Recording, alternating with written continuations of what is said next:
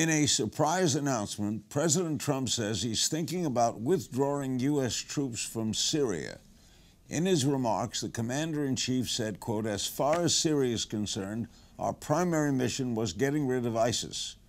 We've almost completed that task," end quote. Not everyone agrees with that assessment, including many military leaders. Plus, what happens in Syria if the United States pulls out? Let's talk about that with Representative Steve Russell, Republican of Oklahoma. He serves on the House Government Oversight and Reform Committees, Armed Services Committee as well.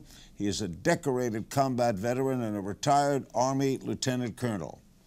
Should we pull out? He joins us, by the way, from Oklahoma City. Congressman, should we pull out of Syria? Well, I think we had to look at the whole issue in Syria really revolved around the rise of ISIS. ISIS was precipitated, I believe, by an early withdrawal from Iraq. A lot of the Ba'athist movement that we saw, a lot of the bad actors that we had even detained and captured during our operations in Iraq, they later became those that administrated ISIS. So if you look at it in a Syria-Iraq construct, then you have to look at the authorizations of military force that we were using to go after ISIS. And we've largely seen that now be successful in the last year. I do think it's time that we evaluate that. If we were to extend beyond that, then I think that we would have to go and we would have to visit authorization of military force, use of military force, to ask, okay, if the idea was to go after these terrorists and ISIS, then what would be the extension of that? And so the president is right to evaluate it. He is right to ask those questions. Congress is also asking many of those questions. And then we'll also have to play with our regional players. We've certainly seen the kingdoms in the region, Israel, others. They are all very concerned about the ascendancy and rise of Iran and their presence there. Obviously Russia, although they have an interest with the port of Tartus and Latakia Air Base, that's been ongoing for decades. We got to look at Turkey and NATO, all of those factors. I think long-term strategically, it has to be something that we partner together to look at how we make a stable region. I might add though, Larry, all of that should add up without an Assad in power. Are you surprised that the military is opposed to that, leaving? I think the military, obviously, they want to solidify their gains. The stated policies that we see with the Kurds is that this is a temporary relationship that we see to combat and go after these areas. So we have to look at the long-range strategic interest in the region. If we have the political will for long-term commitment in Iraq and Syria, then the American public, there's nothing that we can't do. If we don't have that long-term commitment, then things become more difficult. From a military perspective, we want stable governments in both places. And I do think that there's an awful lot that you can see that the Assad regime needs to be held accountable. They have created enormous devastation. We've seen a lot of aerial attacks and dumb bomb attacks by Assad's regime, and also even Russian military efforts supporting by air that has created enormous collateral damage on infrastructure. They've tried to pin that on the United States. That is certainly not the case. We're the most accurate user of force on the planet in terms of limiting collateral damage. So I think that as we look at all of that construct, we have to look at, okay, what is the end state goal and objective in Syria? And I don't know that the United States unilaterally can make a determination there. It's going to have to be done with strategic partners and regional partners. What do you make of Trump sending troops to the border before there is any chance of a wall? Well, this is not something that is unusual in U.S. military history.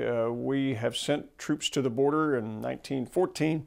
1916, General Pershing led an expedition where we saw a lot of, was our state militias that went, the precursor of our National Guard, in combating incursions with Pancho Villa and criminal activity.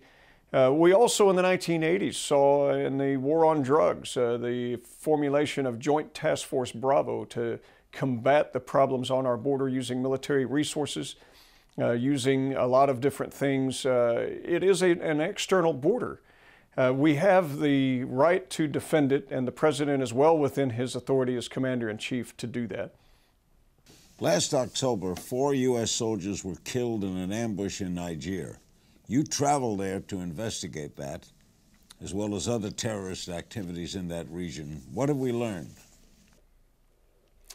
Well, I think one of the biggest things that I learned, I had the privilege to get out in both Cameroon and Niger, spend extensive time in Niger, got out with a couple of great teams, Special Forces teams, and I got out with a SEAL team, some very remote locations. Was very grateful for the reception that I received getting out to these remote locations. Part of what you're not hearing, Larry, is there was tremendous sacrifice and valor on the day of the 4 October ambush. What is amazing, being a combat veteran who has also had to fight my way out of ambushes, it's very difficult to do. They were degraded. They were degraded in communication. You had leaders that were wounded and were still trying to keep cohesiveness of the elements together. The Nigerian forces, they did not drop their weapons and flee. They stood and acquitted themselves very well. And in proportion to their size and the size of our Special Forces elements, they suffered similar casualties. And as the defense minister of Niger related to me, he said, your blood was mingled with ours as we were combating these terrorists. I think the broader story there is, people want to look at a witch hunt, how did this happen, what went wrong, all of these types of things. Combat is a difficult thing. Sometimes the enemy gets a vote. This is the first time that we've seen U.S. forces attacked in Niger.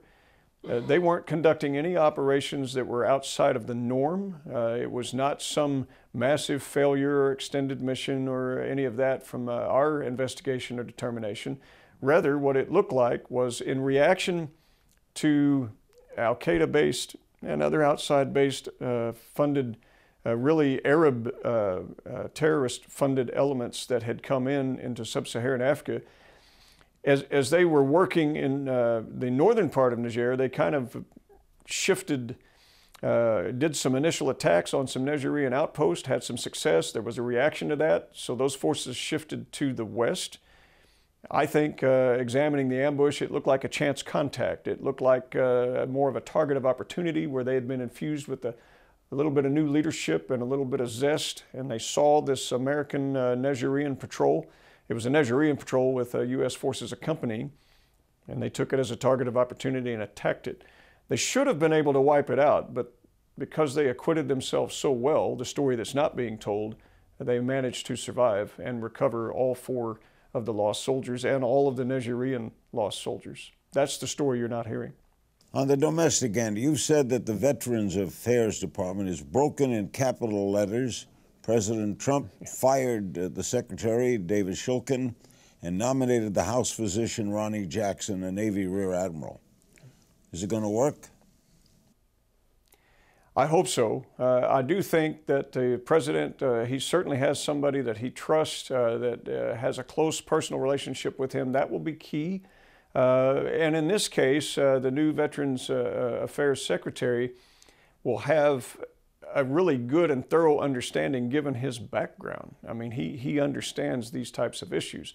Our last administrator, although we certainly wanted and were able to work with him in Congress, was not a veteran. And so having an admiral there who was also a physician, this is going to be something good that we see in charge of the administration. But look, here's the problem.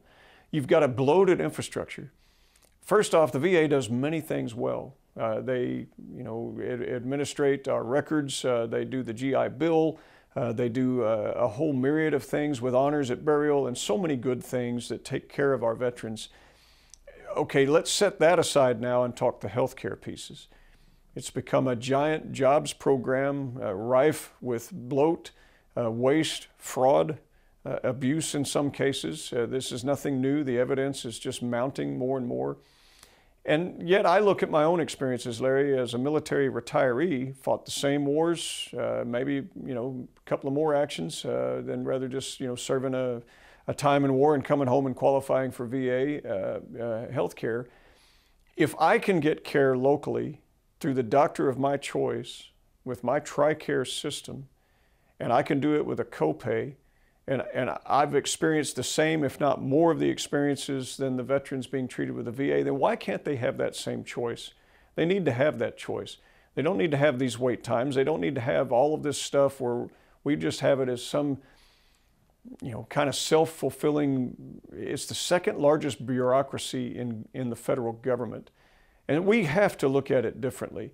If the true motive is taking care of our veterans, okay, we're all going to find common ground. If the true motive is protecting infrastructure and protecting the VA healthcare system as an entity of itself, it's broken.